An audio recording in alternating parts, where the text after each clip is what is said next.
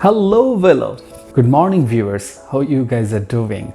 I know, especially if you're a student, you're a little bit panicked because you are trying to come to Canada as a student, and thereby you need the admission procedures to be done, but you are stuck for the IELTS, and probably you are looking for the DuoLingo as an option. Right now, I have got so many queries in our Facebook group and our YouTube channel what this test about, whether this is acceptable in Canada or not, and whether this is an alternative option for the IELTS or not. So that is why I'm making this video. Hopefully you guys will be benefited. So let's look at what this DuoLingo is about. So this test you can appear from your home online with a cost of $49, and you can get the result in just 2 days. You can send your result to unlimited number of colleges or universities with no extra cost. The time taken for this test is just 1 hour. Just like the IELTS, it has got also all the 4 modules, but you will find the test is in some innovative ways. It's not just the typical reading writing. You'll find the ways, but trust me one thing, if you're thinking DuoLingo test is easier than IELTS, probably you are underestimating this. It is not an easier test, trust me.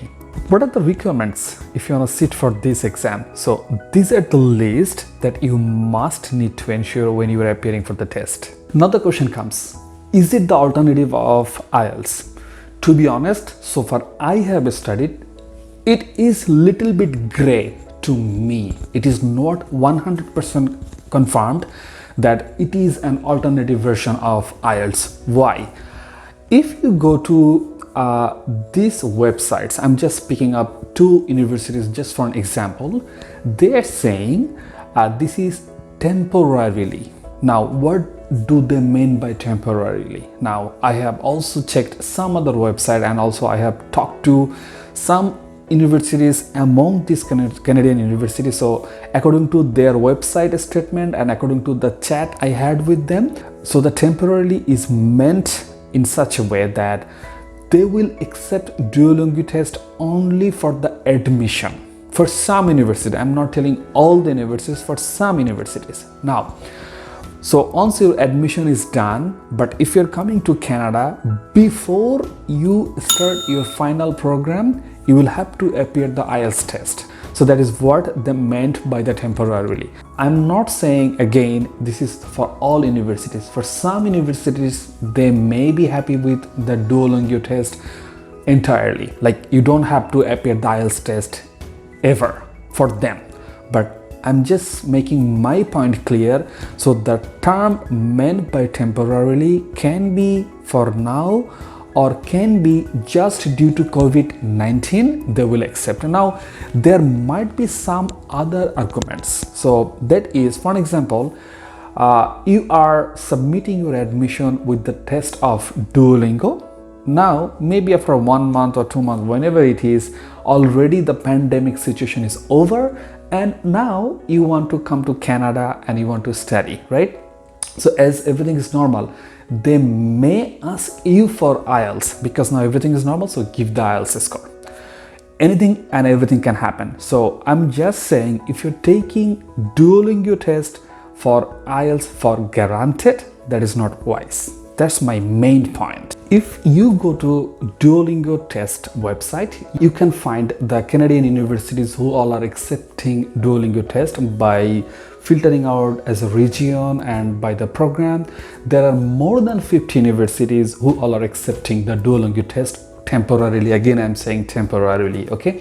I tried to list up some universities for you guys, and if you go to their website, you will find mostly they're accepting the scores more than 115 or even some cases 120. There are few universities they are accepting 110 as well, but just to give you an idea what is meant by 110, 20 and all these things.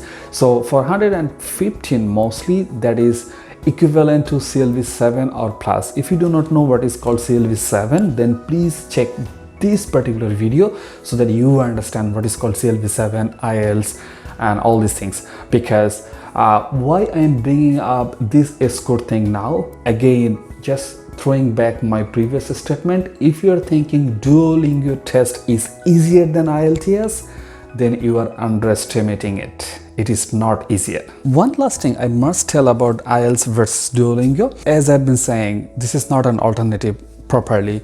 April 22nd of 2020, IELTS, they are going to launch a different program named IELTS Indicator, which will be alternate of IELTS exam. So you can understand, definitely IELTS is not going to lose their business for sure, right? So that is why they themselves, they are launching a different program so that you can go to IELTS Indicator, have your result done and submit your admission, right? So IELTS Indicator, this is almost the same and similar thing as of IELTS, just you will be able to appear the exam from your home, all the 4 modules, even the speaking test, that will be by some IELTS examiner face to face, so that you have everything ready in your home and you just appear for the exam as you would be appearing the exam in your test center. So almost the same thing, just you are not going to the center, rather you are sitting at your home. That's it. Now, if you want to know more about IELTS Indicator exam, we'll be covering this video very shortly, so please stay tuned in our channel.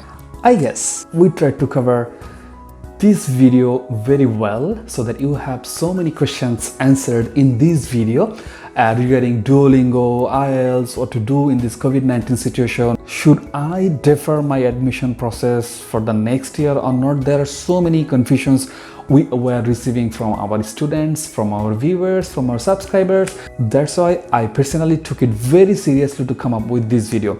If you like this video, please do not forget to hit the subscribe button and the bell button on the right, and please do consider joining in our Facebook group, follow our Instagram, and also we have a blog. If you have further queries, you can go to blog, read our articles, and also contact to us, right?